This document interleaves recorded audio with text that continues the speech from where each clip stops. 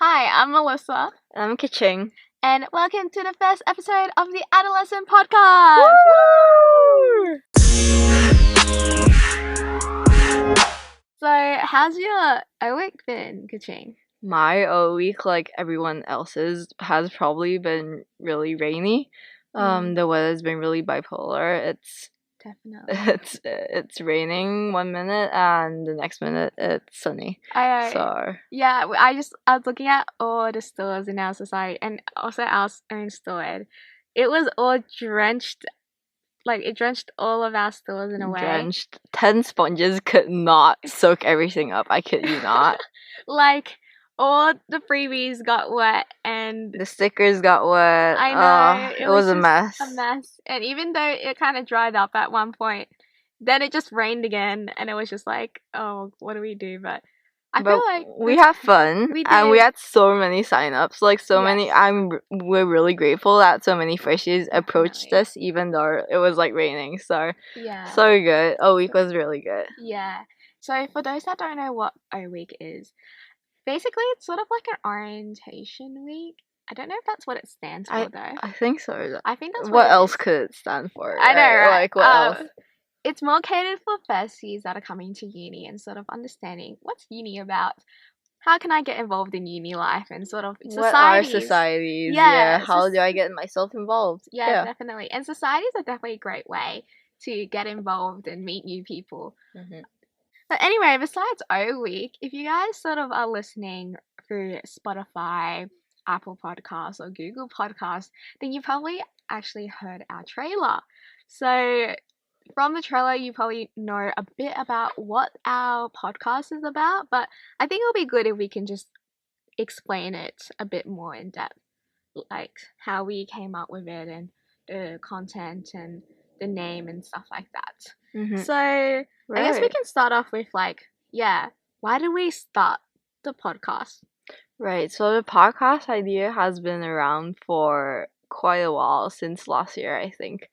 Before the new committee was elected, and last year why I guess we couldn't go on with the podcast was because it was COVID and things it made it really hard to plan how we were gonna do stuff. So this year, thankfully, COVID has gotten a bit better, hence why you're listening to this right now. And if you are, that would have meant we succeeded, and we're really happy to hear that. Yay! Yeah, definitely. And as digital directors, we sort of what do we want digital to be? Because it's sort of a rebranded portfolio from Publications. Yeah, which Ka-Ching was part of, by the way. Mm-hmm. I was more part of marketing. But yeah, what do we wanted to do with this? And digital just sounded really vague. Like, what really how are we different from marketing portfolio and stuff? Mm-hmm. So basically, what we do is instead of 2D graphics and all, we venture more into different multimodal aspects like podcasting and videos and more. Yeah, but mainly focusing on those two aspects. Mm-hmm. I guess another thing is why did we choose adolescence? How did we choose that? How did we also choose the content that we wanted to make? And yeah, adolescence, if you guys haven't really picked up already, since we are the Advertising and Public Relations Society, we kind of took the word from advertising, and as well as what this whole genre is, which is us being adolescents. And there's a bit of a fun play on word there. Everything, yeah, that's just perfect to just call it the Adolescence Podcast. Yeah, and in terms of content, Ka-Ching and I also listen to podcasts in our own time. So we really love listening to relational or society-based podcasts that just generally discuss and talk about life, really. Really? Yeah, and if you've heard of podcasts like Dive Studios, Get Real, oh my gosh, I love that. And Emma Chamberlain's podcast as well. Yeah, we wanted to do something kind of like that because just something that we would listen to. Right, like something introspective, you might say. Yeah, definitely. And compared to other podcasts that societies are doing, and by the way, no shade to them, like it's definitely different because just from what I've been hearing, it's always mostly geared towards like Education, career academics. things. Yeah, exactly.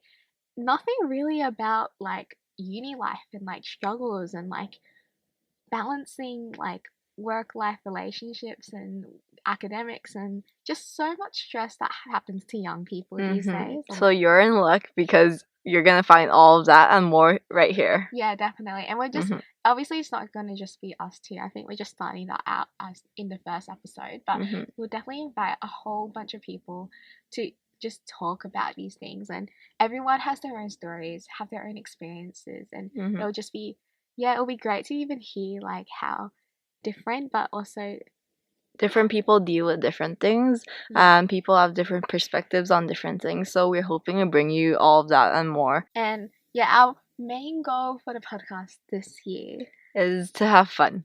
That's it. Like for all the listeners out there and for everyone who might join us in the podcast, we just want you guys to have fun, and we will have then accomplished that goal. That's it. Yeah, so if you're like listening or watching this on your commute to uni or even on your commute back or sometime during the day, like and if we've given you something to think about, that's it. Like food for the brain. That's it. Yeah, like even though we may focus on like advertising and public relation aspects here and there, we really just want to just talk about what we want and just be real and authentic with you guys. For those listening to this when we first upload it, today is Valentine's Day. Valentine's Day, hey! Okay. So for some of you, it might be a great way to be intentional with your significant other. But I guess for other people like me, it just reminds us of our singleness. And for a few, it's a commercialized excuse. It is a commercial fraud. I will say it now. Valentine's Day is a commercial fraud. Why? Well, it's an excuse just to boost the florist and chocolate industry, really, right? That's true. Yeah, which is kind of ironic because we are advertising and public relations, so we sort of fuel this commercialization and capitalism. But I feel like we can definitely talk about all of that another time. Yeah, but whatever your situation is during Valentine's Day, well, here at UNSW, we have a year-round popular discussion group called UNSW Love Letters. You might have heard of it. I would be surprised if you have not. Yeah, definitely. You are probably living under a rock if you have not heard of UNSW Love Letters. Now, what is UNSW Love Letters? Now, I like to say it's a bit like Bridgerton, where Miss Whistledown obviously has the gossip of the century, right? But here at UNSW, it's people that just submit things, and instead of Miss Whistledown hunting the gossip down, people send it out themselves. Yes, and it's all anonymous, and we don't know who the founder of Love Letters is, and trust us, it's definitely not us. Yeah, just a disclaimer, UNSW Love Letters is not affiliated with the uni of UNSW. It's unrelated. It's sort of this thing that just sort of popped up, really. Yeah, and now like every uni has it, and it's where you get the gossip. It's where you get your tea. It's just a fun site for people to look at, really. It is. It has like amazing confessions, which I love reading in my pastime. Yes, so in the celebration of Valentine's Day, we thought we might take a little bit of inspiration from the Hot Text podcast and decide to read a few love letters ourselves and also give our personal advice and opinion on these love letters that probably no one asked for, but we would like to caveat before we start that it's just our opinions, and it's okay if you disagree with it. It's okay if you disagree. Like, it's just our opinions, it's and okay we would like to give feedback. Yeah, it's okay you don't take it on board. And if you don't get our feedback, we are totally fine with that. Okay, let's get into it. The first one we have, I'll just read it out. So, help! I'm in love with my friend's brother. Oh my gosh. He's just so adorable and hilarious and tall and has the sexiest eyes. I think he likes me too. Is he off limits? I never found him attractive till a few weeks ago, and now I can't stop thinking about how I want to mount him on a quiet beach and see the sun in his eyes. Oh, Girl. that was very spicy. Okay. Very, yeah. Right off the bat, I think it's really ambiguous, right? It depends on your degree of friendship with the friend. If they're your best friend, you probably want to have a chat with them before really doing anything.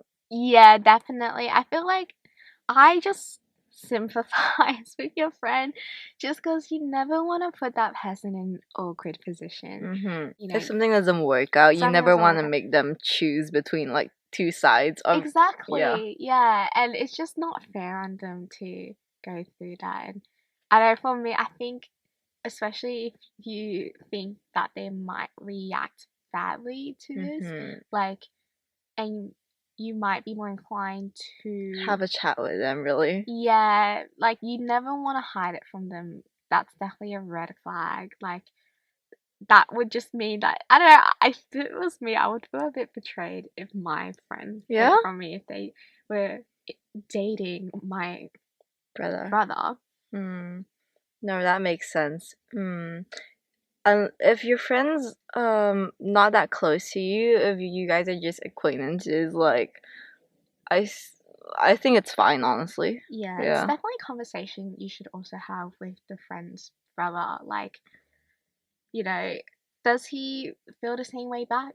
And if Oh he yeah, that's does, really important actually. yeah. I didn't really think of that, but yeah, you should probably have a talk with this guy to see what he thinks, like have like some sort of confirmation as to what he thinks first Yeah, before definitely. doing anything, really. Yeah, yeah. And I would just like keep your friend in the loop as well a bit.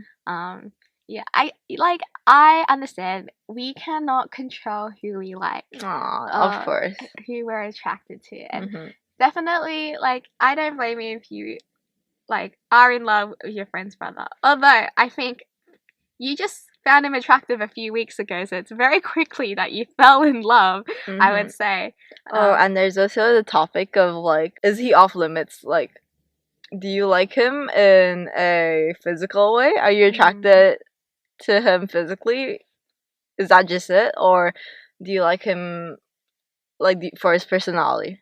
Yeah, like you never want to rush into a relationship out of impulse. Like it definitely people's emotions are at play in here, and yeah, it's something you probably want to thoroughly think about. Right. Is he off limits? It really depends on whether in what way you like him, I guess.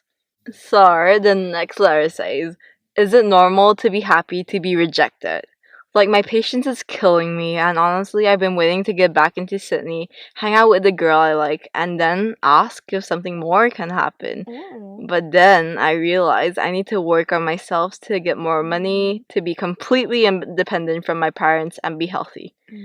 I'm getting impatient with my feelings, and I am on the verge of just admitting randomly online and getting rejected, in brackets, highly likely because of a lack of real life chemistry.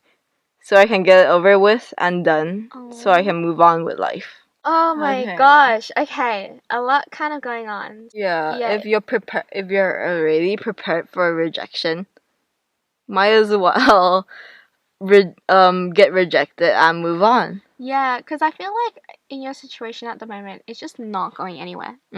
Like, if you don't do anything and you're just feeling these feelings, then and you don't have any closure, nothing's gonna happen, and you're like you say, you're never gonna get that closure without rejection, or perhaps even on a positive note, she might accept it. She might like you back. She might like you back. Maybe. Like, we're not trying to give you any hope, but it is a possibility that you could venture into. Although it sounds like you have a lack of real life chemistry, I don't know. I kind of know couples that have just gotten to know each other online and like actually become a couple. So yeah, not giving you hope, but like maybe this person might like you back. You never really know. So yeah, and you have nothing to lose. So yeah, that's true. That's true. Especially when you sound like you're emotionally prepared to get rejected. I think you should take advantage of the fact that you are like relatively emotionally prepared to get rejected, because only good outcomes can come out from that. Just because if you get rejected, okay, that's fine. You can move on with your life. You say here you wanted to focus on becoming a better version of yourself, in which, yeah, so that's so good. Yeah, I really like that you wanna like Prove on improve yourself. yourself. Yeah, yeah, and you know, financial stability, like definitely if that's something of a goal of yours, then yeah, if and that makes you feel more confident about yourself, more secure, then definitely just go for it, I say.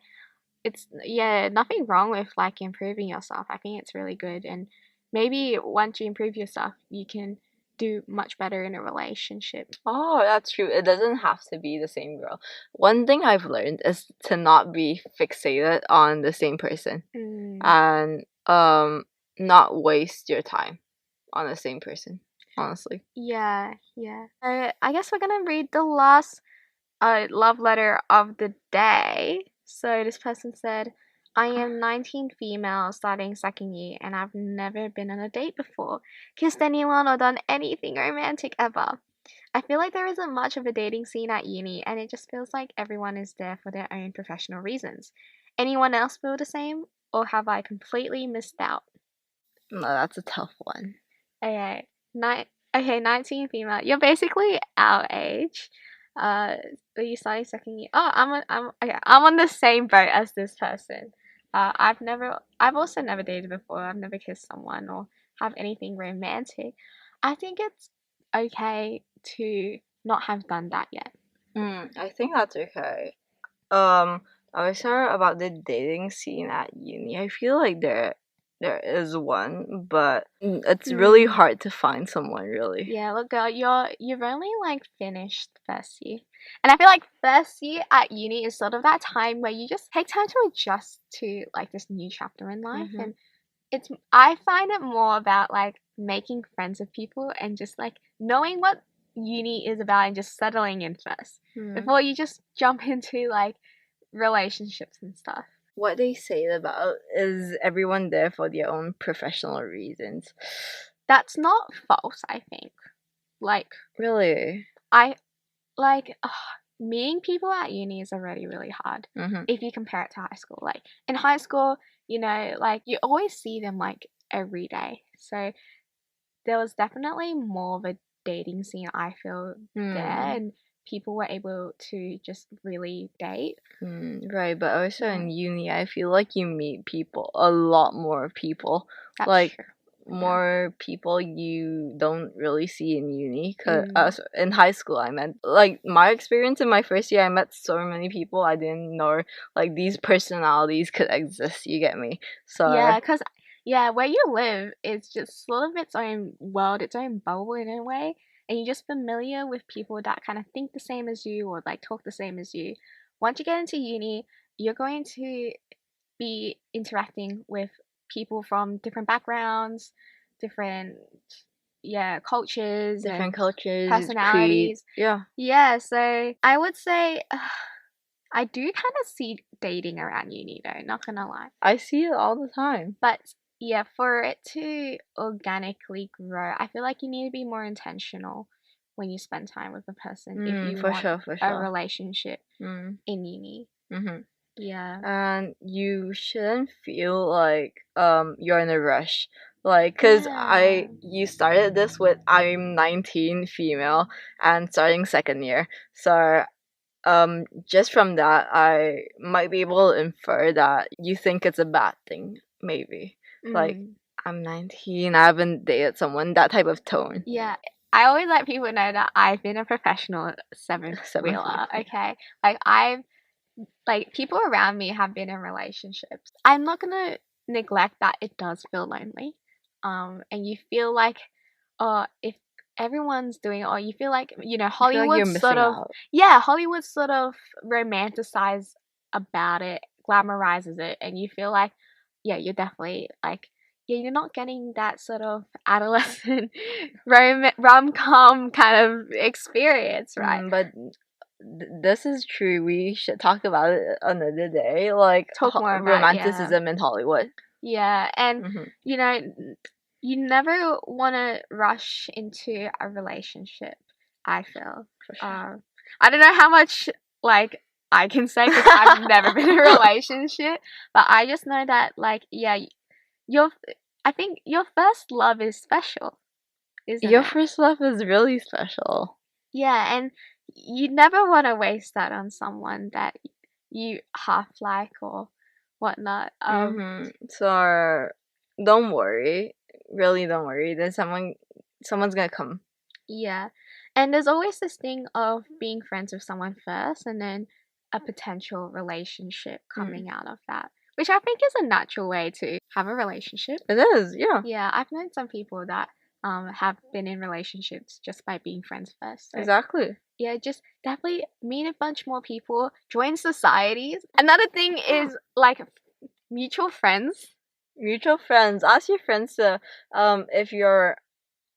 if you want to get into the dating scene, you might ask your friends to help set you up. Yeah, that's fine. Yeah. It's a bit nerve-wracking, right? But you've got plenty of time. And I think because last year COVID really hit, so it was really hard to meet people then. So I don't blame you if you haven't found someone. I think it was just not the right environment or the time to Honestly, really yeah. meet people. Because this person's a second year, right? So Yes, yeah. maybe this is the year. Maybe, yeah. Like definitely, if it just seems like, well, obviously COVID is unpredictable, but it just seems like now that if you are doing in-person classes and you're on campus a lot more often, then potentially you could find someone. So yeah, don't get your hopes down too much.